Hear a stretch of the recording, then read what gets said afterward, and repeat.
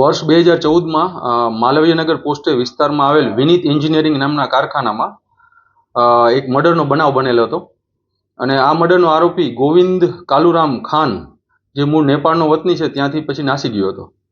આ આરોપી ઘણા સમયથી નાસ્તો ફરતો હોય રાજકોટ સિટી ક્રાઇમ બ્રાન્ચ આરોપીને પકડવા માટે પ્રયત્નશીલ હતી.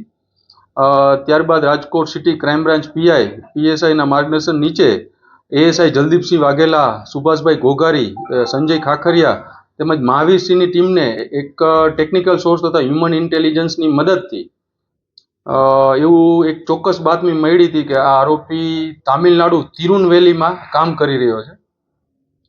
ત્યારબાદ આ ટીમને ખૂબ જ મહેનતથી આરોપીને પકડવામાં સફળતા મળેલ છે. હાલ આરોપીને પકડી અને માલવીયનગર પોલીસ સ્ટેશન સોંપવામાં.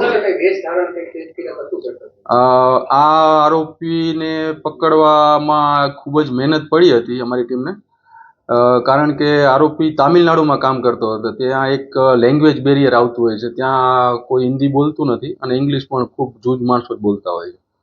જેથી અને આ ઉપરાંત આરોપીનું એક્ઝેક્ટ લોકેશન હતું નહીં, જેથી 3-4 દિવસ અલગ અલગ વેશમાં આરોપીની રહેણાંકની આજુબાજુ રેકી કરી હતી અમારી ટીમે અને ત્યારબાદ ખૂબ જ મહેનતથી આરોપીને પકડ્યો.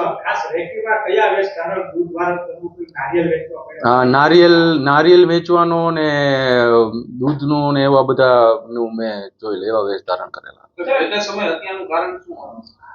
જે તે સમયે વિનીત એન્જિનિયરિંગ કારખાનામાં આ આરોપી ગોવિંદ સિક્યુરિટી તરીકે કામ કરતો અને ત્યાં મરણ જનાર ભીમસિંહ ત્યાં આવ્યો અને તેનો બનેવી પણ ત્યાં કામ કરતો અને ભીમસિંહની દીકરીને છેડતીના મુદ્દે આ આરોપીએ ભીમસિંહને ચપ્પુના ઘા મારીને તેની હત્યા કરી નાખી હતી. તે પણ નેપાળનો જ